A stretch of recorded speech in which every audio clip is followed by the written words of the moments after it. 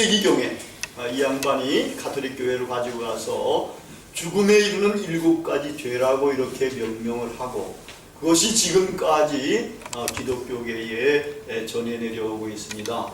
우리 개신교에서는 이거를 이야기도 안 하잖아요, 별로. 근데 이게 영화화가 돼가지고 이 7가지 죄악이 전 세계에 쫙 이제 알려지게 그렇게 됐습니다. 이 영화에서는 죽음에 이르는 7가지 죄를 하나씩 갖고 있는 사람들이 차례대로 살해를 당합니다. 탐심자, 탐욕자, 그 다음에 나태자, 음란자, 그 다음에 교만한 사람, 여기까지 다 살해당합니다. 근데 살해범이 이제 자수를 하는 거예요. 2가지 딱 남겨놓고, 시기와 분노자, 요것만 남겨놓고. 그래가지고 이제 자기가 이런 살해자다 그러면서 이제 마지막 이런 것들을 알려주겠다, 누가 죽는지 뭐 이런 것들 그러면서 이제 이 형사 둘이를 이제 같이 차를 타고 사막으로 나갑니다. 광야로 나가가지고 거기에 이제 갔는데 배달을 하게끔 했는데 요만한 박스에다가 배달을 했는데 그것이 이제 젊은 형사의 아내의 신체의 중요한 부위였습니다. 이걸 보고 그 형사는 그냥 발광을 하듯이 분노를 합니다. 그래가지고 그 살인마에 대해서 형사인데도 불구하고 총으로 쏴서 죽입니다. 그리고 이제 이 형사는 그러면 어떻게 되느냐 할 때에 분노자가 돼가지고 아마 처벌을 받게 될 거다라는 식으로 열린 채로 영화가 끝나게 됩니다. 이 7가지 죽음에 이르는 죄는 별것 아닌 것 같아요. 그래서 우리가 정말 물 마시듯이 많이 마시고 있는 그런 죄가 될 수도 있습니다. 그런데 이런 죄가 사실은 인간의 내면을 병들게 해서 하나님과 관계없는 삶, 정말 예수 그리스도 성령이 우리 심령 속에 거하지 않는 삶으로 만들어 가서 결국은 죽음에 이르기까지 하게 됩니다. 이 성경에는 죽음에 이르는 7가지 죄라는 말은 없습니다. 그런데 정말 죽음에 이르게 하는 죄들은 여러 곳에 이렇게 나타납니다. 죽음에 이른다는 말은 이게 하나님 나라에 들어가지 못한다는 말하고 같은 말이 됩니다. 우리 뭐 다 죽는데 이런 죽음에 이르는 그런 것을 말하는 그런 죄가 아닙니다. 여기 몇 군데 나오는 거를 제가 목록을 여기다가 이제 만들어서 이제 영상으로 여러분한테 보여드리려고 합니다. 여기 보면은 죽음에 이르는 7가지 죄가 이렇게 탐심, 탐욕, 나태, 음란, 교만, 시기, 분노 이렇지 않습니까? 고단에 보면은 고린도전서 5장 10절부터 11절에 우리 가운데 기독교인들 가운데서는 쫓아내야 할 악한 사람들이 누구냐 할 때에 음행하는 자, 탐욕을 부리는 자, 우상 숭배자, 모욕하는 자, 술 취하는 자, 속여 빼앗는 자. 요즘 같으면 담배 무지하게 피는 사람도 여기 들어갈 수도 있을 것 같아요. 여기 술 취하는 자가 들어가 있지 않습니까? 여기 보니까 여기 별거 아니에요. 탐욕을 부리는 자도 꽤 많아요.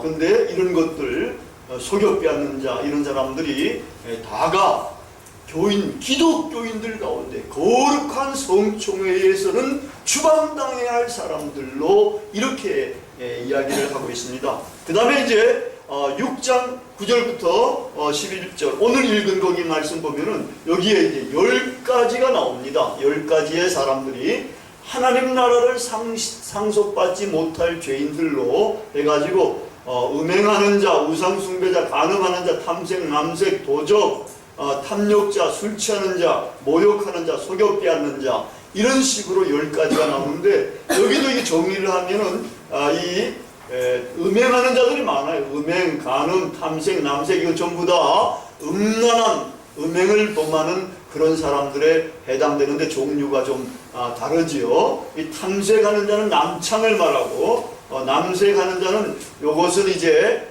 남자 아동 성애자들을 말하는 거예요.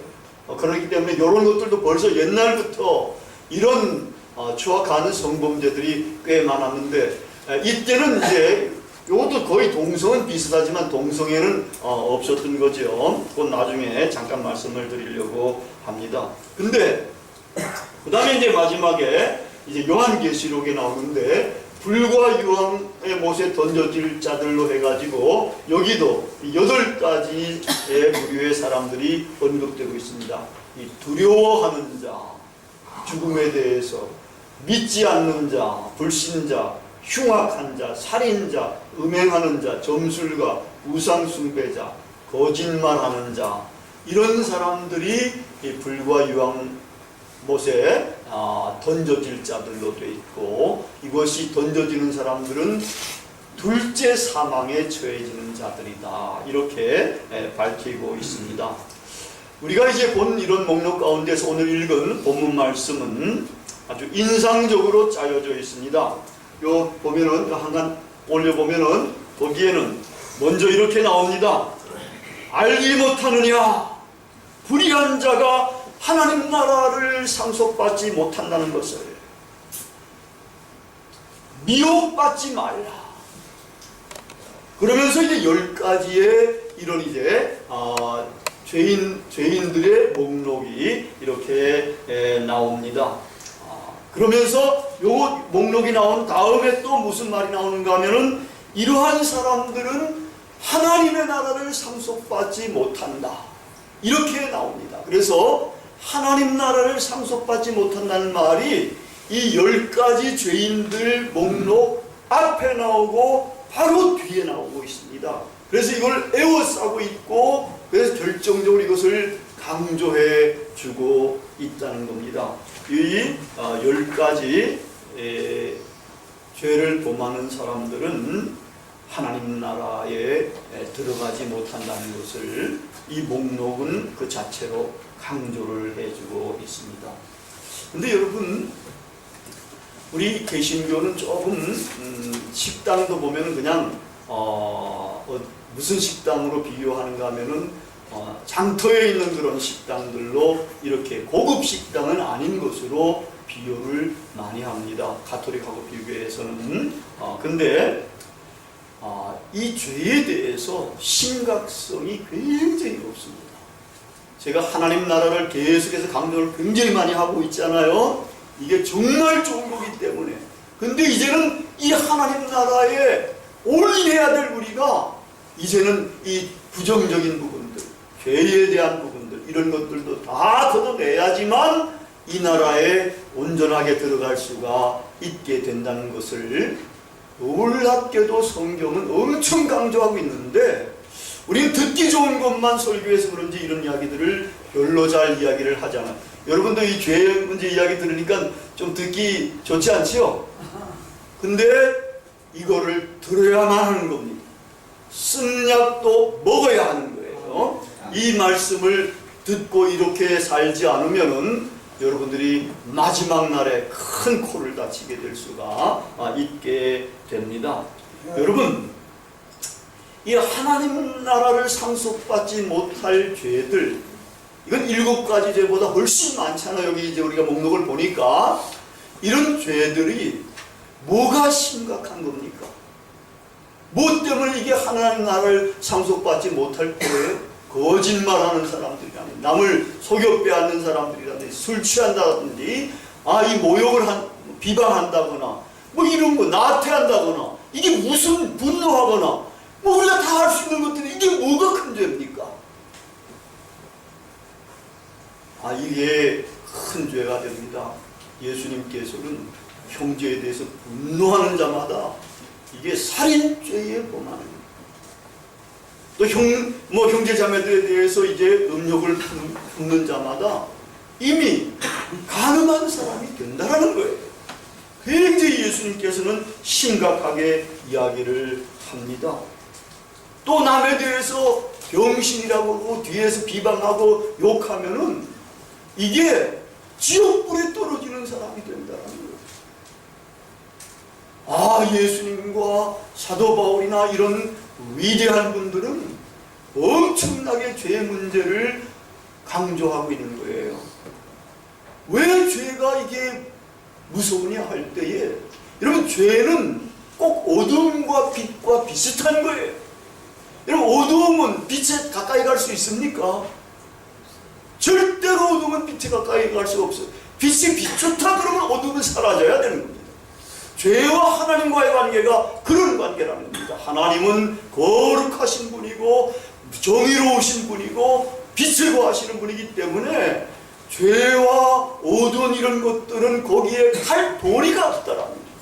그렇기 때문에 죄인을 구원하시기 위해서 하나님께서는 그렇게 사랑하시는 독생자 아들을 십자가에 못 박아 죽이시고 우리를 구원해 내셨다는 거예요. 그래서 이 고린도전서 여기 보면은 지금 6장 우리가 읽었지 않습니까? 5장 6장이 전부 다 이 음행과 관련된 죄 문제를 어떻게 다뤄야 하느냐, 이런 것들을 이야기하고 있어요. 예수 그리스도의 십자가 보혈의 공로로 우리가 이제는 죄 씻김을 받았다는 거예요. 이 받았다는 건 뭔 말인가 하면 5장 7절에 보면은 거기서는 너희가 누룩 없는 떡이 돼. 누룩이라는 건 죄를 말하는 거예요. 죄 씻김을 받았다는 거예요. 근데 이 죄 씻김을 받은 사람이 그대로 있어서는 안 된다는 거예요. 그대로 있지 않고 죄 씻음을 받았기 때문에 뭘 해야 되는가 하면은 새 덩어리가 되기 위해서 묵은 누룩을 버려라 라는 이런 명령이 따릅니다. 그냥 은혜를 받은 채로 가만히 있는 게 아니라 우리는 이제 은혜를 받은 사람으로서는 우리가 싸워야 할 것, 버려야 할 것, 이런 것들, 죄들을 버리는 이러한 삶을 살아가야 새로운 덩어리가 되어서 하나님의 영광의 나라에 들어갈 수가 있습니다. 그래서 우리가 이제 이렇게 하나님 나라에 들어가지 못하고 영원히 멸망받는 죄들은 어떤 속성을 갖고 있느냐 할 때에 이런 속성을 갖고 있다고 보면 됩니다. 여러분, 하나님께서 우리 인간을 얼마나 대단한 존재로 창조하셨는지 모릅니다. 만물의 영장으로 창조하시고 번성하면서 창조세계를 다스려라, 창조세계를 섬김과 사랑으로 다스려라 하는 이러한 말씀을 주신 셈이 됩니다. 근데 그렇게 하지 않으면 어떻게 되느냐? 그런 것이 바로 죽음에 이르는 죄가 될 수가 있습니다. 하나님 앞에서 우리가 어떤 존재인 것인가, 하나님께서 우리를 어떤 정말 아름다운 존재로 만드셨는가, 이런 자아를 발견해야 됩니다. 그리고 이 세상에서는 자아 발견한 것만 가지고도 기뻐 즐거워하는데 우리 기독교인들은 그 정도 수준에서 머물러서는 안 됩니다. 자아를 발견했으면 그 자아를 실현을 해가야 됩니다. 내가 정말 이제는 죄 씻김을 받았다, 주님의 은혜로 받았다고 그러면은 이제 죄 씻김을 받은 존재로서 의롭게 살아가야 하는 것이 정말 자아를 발견한 사람들이 되는 것입니다. 이렇게 자아를 발견하지도 못하고 자아를 실현하지도 못하는 모든 행위들은 다가 죄에 해당됩니다. 이런 사람들은 자기 자신도 괴롭습니다. 자기 자신도 이 죄들로 말미암아 해롭게 만들고 상하게 만들고 불행하게 만듭니다. 뿐만 아니라 남도 그렇게 만드는 겁니다. 남에 대해서도 그렇게 대하고 괴롭히기도 하고 해코지도 하고 상하게도 하고 기분 나쁘게도 만들고 그래서 불행하게 만들게 되는 겁니다. 이런 것들이 다가 죄가 됩니다. 하나님을 떠난 인간들은 이런 죄들을 그냥 물 먹듯이 먹고 마시고 범죄를 저지르게 됩니다.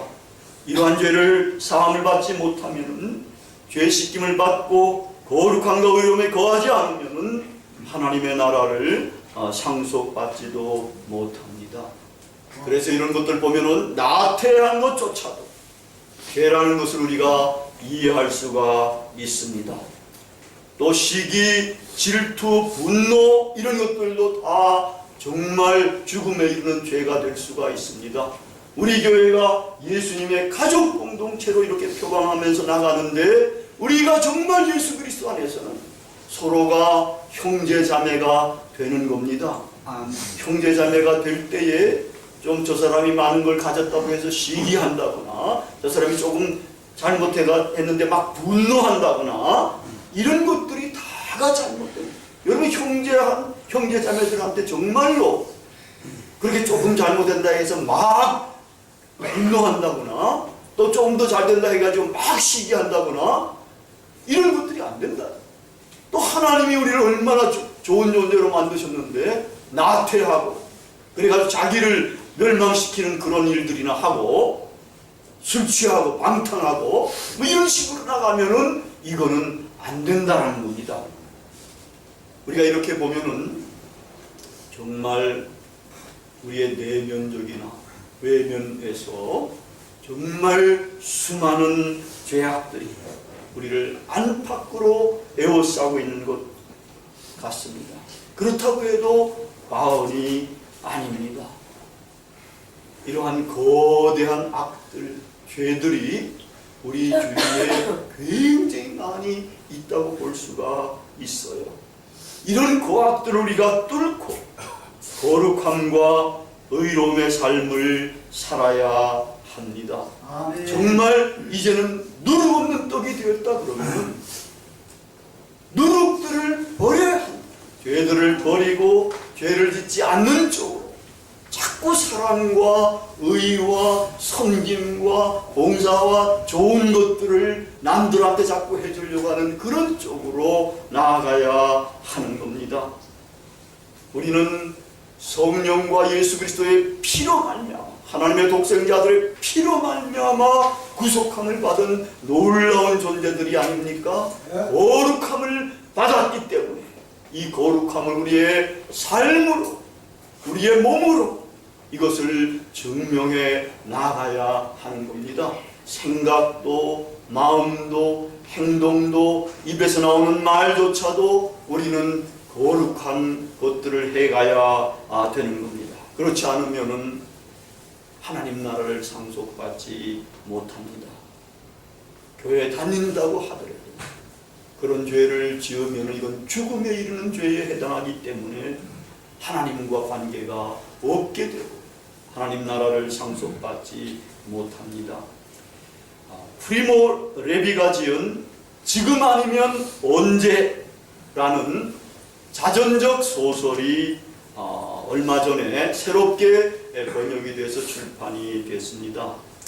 그 소설은 이 사람이 저자가 아마 이 제2차 세계대전 때 나치스하고 독일 나치스하고 이 유격대원으로서 싸우다가 이제 포로 수용소에 또 잡혀가서 거기서 구사일생한 이런 경험담들을 여기에 실은 그런 소설입니다. 거기 그 나치스가 600만 유대인들을 학살하고 이럴 때에 대다수의 유대인들은 저항하지 않고 끌려가서 거기서 그냥 정말 고혼의 객이 되고 말았습니다만은 이 소수의 유대인들은 그렇게 수동적으로만 끌려가는 것이 아니라 저거는 거악이다 그래가지고 이제 그들과 우리는 싸워야 되겠다 해가지고 유격대를 만들어가지고 투쟁을 한 것입니다.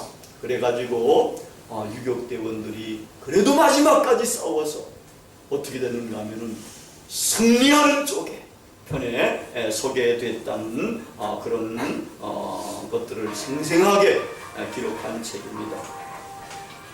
이 책 제목은 지금 아니면 언제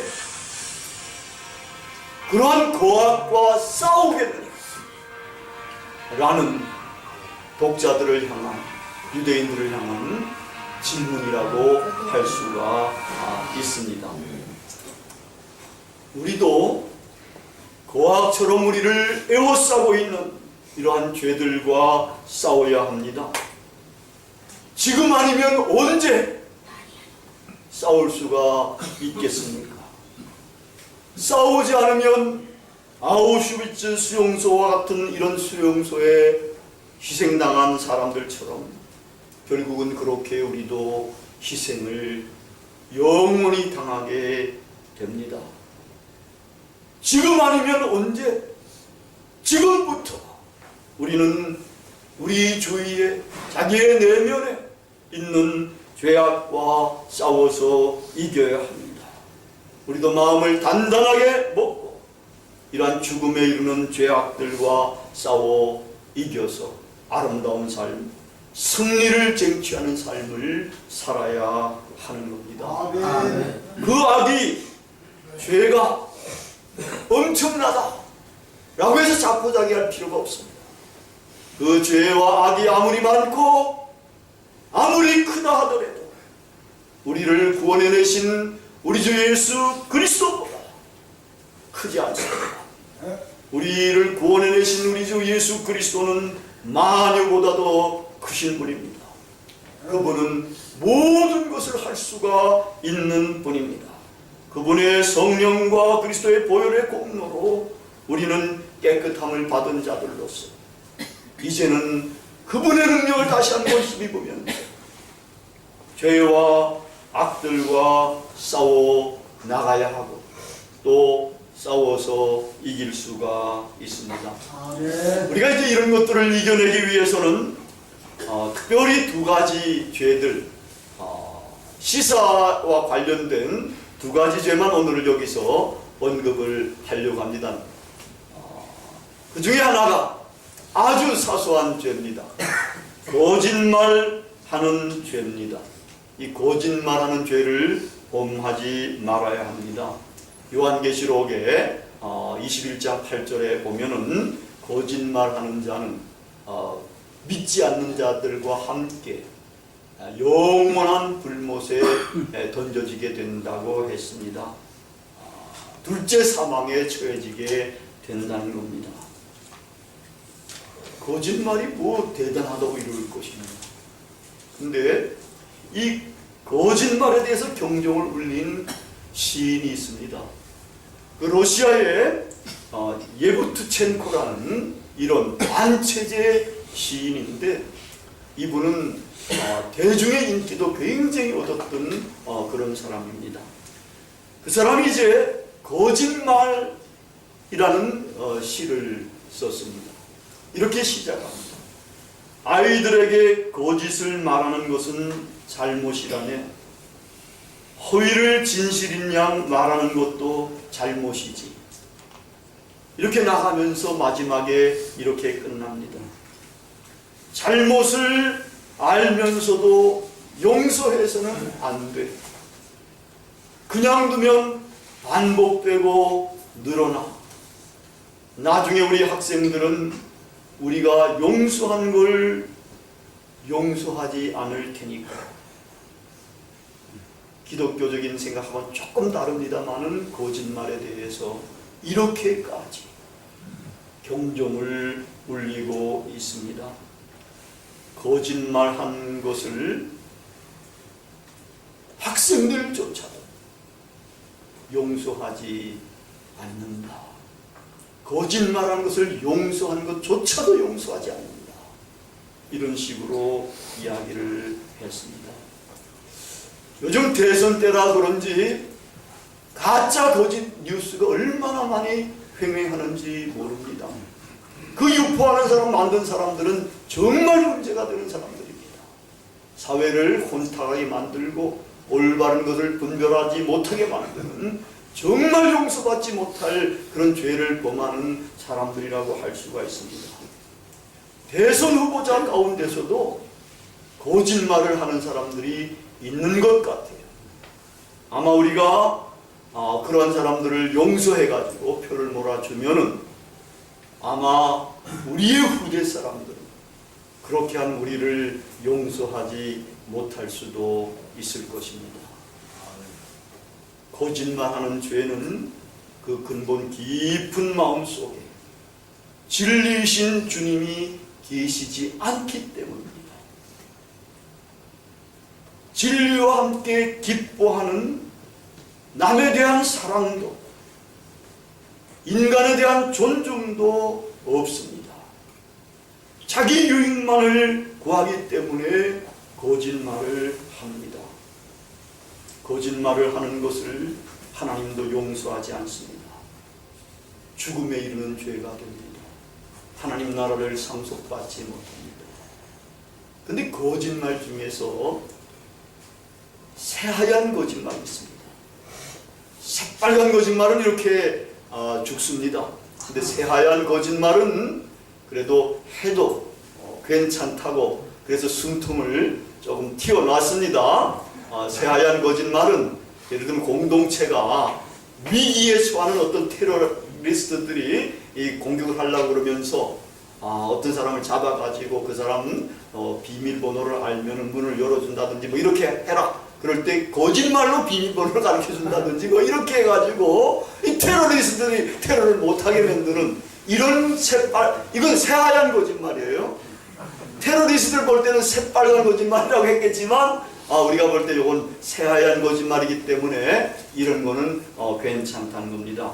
다음으로 주의해야 될 죄는 아까 여기 본 4개의 죄 목록들이 다 있는데 여기에 공통적으로 다 나온 겁니다. 그것이 음행입니다. 음행이라는 성적인 죄는 정말 좋지 않은 그러한 죄입니다. 오늘 성경 본문 그 다음에 보면은 13절부터 20절까지 이런 음행의 문제와 우리 기독자들이 어떻게 해야 될 건가 하는 것들을 그렇게 다루고 있습니다. 우리의 몸은 음란을 위해서 있는 게 아니고 주님을 위해서 있고 주님은 우리의 몸을 위해서 있다고 합니다. 또 우리의 몸은 우리의 것이 아니라 우리 가운데 거하시는 성령의 전이며 주님의 핏값으로 사신 몸이라고 했습니다. 그렇기 때문에 우리는 우리의 몸으로 그렇게 음란을 행하면서 더러운 죄를 범하면 안 됩니다. 그렇게 음행한 사람들 보니까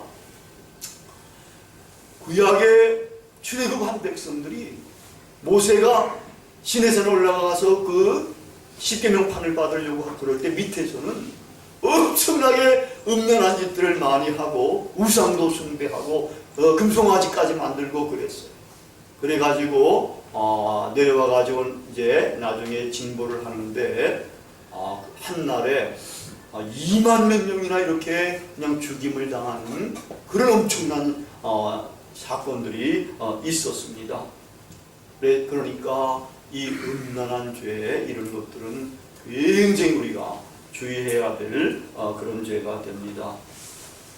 지난번 보니까 대선 TV 토론회에서 동성애가 논란이 되었습니다.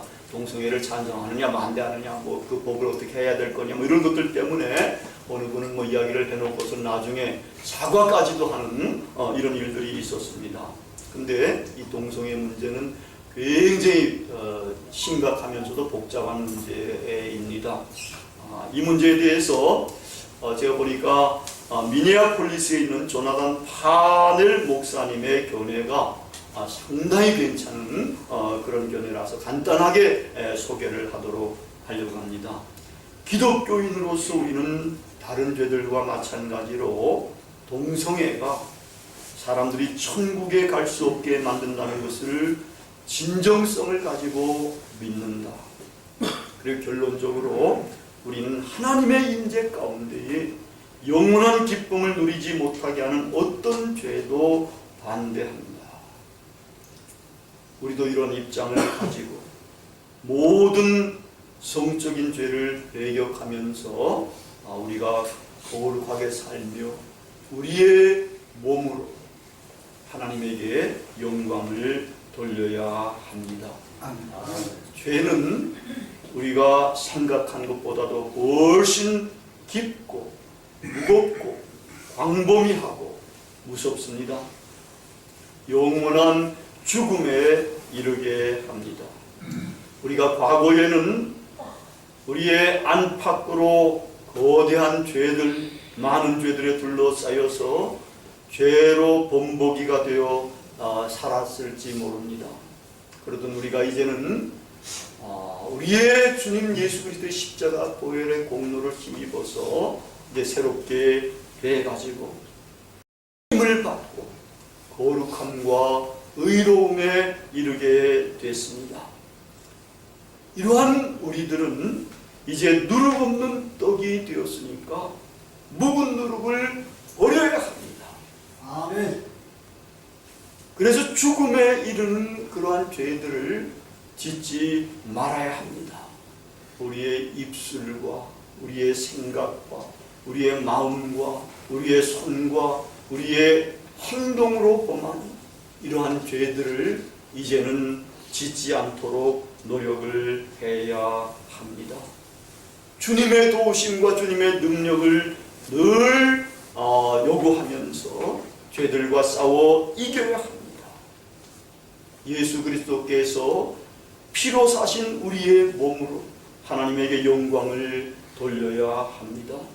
그러면 하나님 나라를 우리가 상속받게 되고 우리 주 예수 그리스도의 영원한 혼인잔치에 참여하는 그리스도의 아름답고 거룩하고 정결한 신부가 되어 영원히 행복하게 살게 될 것입니다. 이러한 축복이 우리 길벗교회 모든 분들에게 임하기를 진심으로 바랍니다. 같이 기도하시겠습니다.